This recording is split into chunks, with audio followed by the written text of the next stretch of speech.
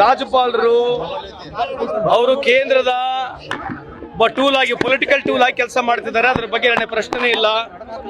ಯಾವುದೇ ರೀತಿಯಾದಂತಹ ಕಾನೂನಲ್ಲಿ ಪ್ರಾವಿಷನ್ ಇಲ್ಲ. There is no provision in act, but still he has overlooked and he has used a political angle ಅಲ್ಲಿ use ಮಾಡಿ ಇವತ್ತು ಪ್ರಾಸಿಕ್ಯೂಷನ್ ಕೊಟ್ಟಿದ್ದಾರೆ. ಹಂಗಾಗಿ ಗಲಭೆ ಇದೆ. ಇವತ್ತು ರಾಜ್ಯದಲ್ಲಿ ಮಳೆಯಿಂದ ಎಷ್ಟು ಹಳ್ಳಿಗಳು ತತ್ತರಿಸೋಗಿದ್ದಾವೆ. ದೇಶದಲ್ಲಿ ಸುಮಾರು ಇವತ್ತು ಕೇಂದ್ರ ಸರ್ಕಾರ ಬಂದ ನಂತರ 17 ಜಾಗದಲ್ಲಿ ಇವತ್ತು ಟೆರರಿಸ್ಟ್ ಅಟ್ಯಾಕ್ ಆಗಿದೆ. ಇವನ್ನೆಲ್ಲ ಇಶ್ಯೂ ಬಿಜೆಪಿ ಅವರು ಬಿಟ್ಬಿಟ್ಟಿದ್ದಾರೆ. ಒಂದೇ ಒಂದು ಕಾಂಗ್ರೆಸ್ ಸರ್ಕಾರ ಬೆಳೆಸಬೇಕು.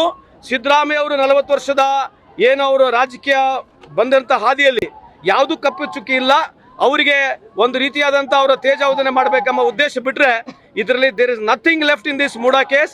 There is absolutely zero in this ಅಂತ ಈ ಸಂದರ್ಭಕ್ಕೆ ಕೇಳಲಿಕ್ಕೆ ಇಚ್ಛೆ ಬಯಸ್ತೀನಿ. ಸರ್, ಈಗ SR ಹಿರೇಮಠ ಅವರಾಯ್ತು ಕೊಡ್ತಕ್ಕಂಥ ಪ್ರಶ್ನೆ ಬರಲಿ, ಇಲ್ಲ ಅಂತಲ್ಲ.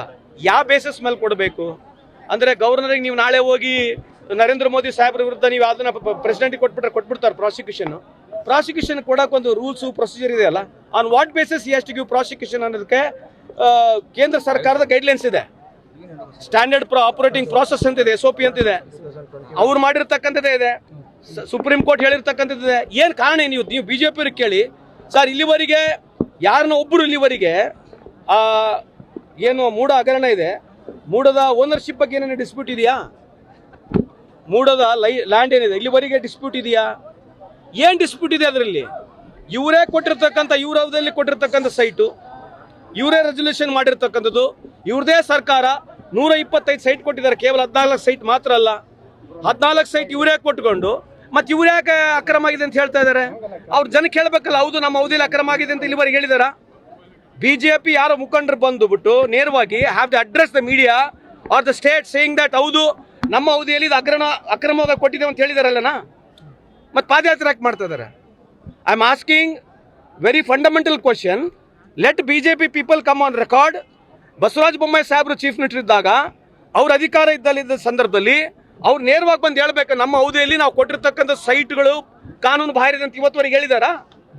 ಮತ್ತೆ ಆ ಸೈಟ್ನಲ್ಲಿ ಯಾವುದೋ ಒಂದು ಡಾಕ್ಯುಮೆಂಟ್ ಸಿದ್ದರಾಮಯ್ಯ ಅವರು ಅಕ್ರಮವಾಗಿ ತೊಗೊಂಡಿರ್ತಕ್ಕಂಥದ್ದೆಲ್ಲ ಒಂದು ಡಾಕ್ಯುಮೆಂಟ್ ಪ್ರೊಡ್ಯೂಸ್ ಮಾಡಿದಾರ? ಅಲಿಗೇಷನ್ ಮಾಡ್ತಾ ಇದ್ದಾರೆ, ಮಾಧ್ಯಮ ಮುಖಾಂತರ ಬಂದು ಸುಳ್ಳು ಹೇಳ್ತಾ ಇದ್ದಾರೆ, ಜನಕ್ಕೆ ಪಾದಯಾತ್ರೆ ಮಾಡ್ತಾ ಇದ್ದಾರೆ. What is reason they are doing we don't know. ಹಂಗಾಗಿ ಅವರು ಏನು ಕೇಳ್ತಾ ಇದ್ದಾರೆ ರಾಜೀನಾಮೆ ಕೇಳ್ತಕ್ಕಂಥದಕ್ಕೆ ಅದಕ್ಕೇನು ಸರಿಯಾದಂಥ ಬೇಸೆ ಇಲ್ಲ, ಬುನಾದಿ ಇಲ್ಲ. ಮುಂದಿನ ಹೋರಾಟ ಹೆಂಗೆ ಅಲ್ಲ, ಇದೇ ಬುನಾದಿ. ಅವರಿಗೆ ಬಿಜೆಪಿ ಅವರಿಗೆ ದೇಶ ಸರ್ಕಾರಗಳು ಪ್ರಜಾಪ್ರಭುತ್ವ ವ್ಯವಸ್ಥೆಯಲ್ಲಿ ನಂಬಿಕೆ ಇಲ್ಲ. ಅವ್ರಿಗೆ ಒಂದೇ ಒಂದು ಬಿಜೆಪಿ ಸರ್ಕಾರ ಇರಬೇಕು, ಅಷ್ಟೇ ಮುಗೀತು. ಯಾವುದು ಮೊನ್ನೆ ಈಗ ತಾನು ಹೇಳ್ತಾ ಇದ್ದಲ್ಲ, ಮೊನ್ನೆ UPSC ಎಕ್ಸಾಮ್ಸ್ನಲ್ಲಿ ರಿಸರ್ವೇಷನ್ ತಂದಿಲ್ಲ. ಅವ್ರಿಗೆ ಕಾನೂನು ಅನ್ನೋದೇ ಇಲ್ಲ. ಅವರಿಗೆ ಒಂದು ಹಿಂದುತ್ವ ಐಡಿಯಾಲಜಿಯನ್ನ ಕಾನ್ಸ್ಟಿಟ್ಯೂಷನ್ ಮುಖಾಂತರ ತರತಕ್ಕಂಥ ಪ್ರಯತ್ನವನ್ನು ಮಾಡ್ತಾ ಇದ್ದಾರೆ. ಆಡಳಿತ ಮುಖಾಂತರ ತರಲಿಕ್ಕೆ ಒಂದು ಪ್ರಯತ್ನ ಮಾಡ್ತಾ ಇದ್ದಾರೆ. ಅಷ್ಟು ಬಿಟ್ಟರೆ they don't have any agenda for the progress of the country, neither for the progress of the state ಅಂತ ತಮ್ಮಲ್ಲಿ ಹೇಳಿಕೆ ಇಚ್ಛೆ ಬಯಸ್ತೀನಿ. ಗ್ಯಾರಂಟಿ ನ್ಯೂಸ್, ಸುದ್ದಿ ಖಚಿತ, ನ್ಯಾಯ ನಿಶ್ಚಿತ.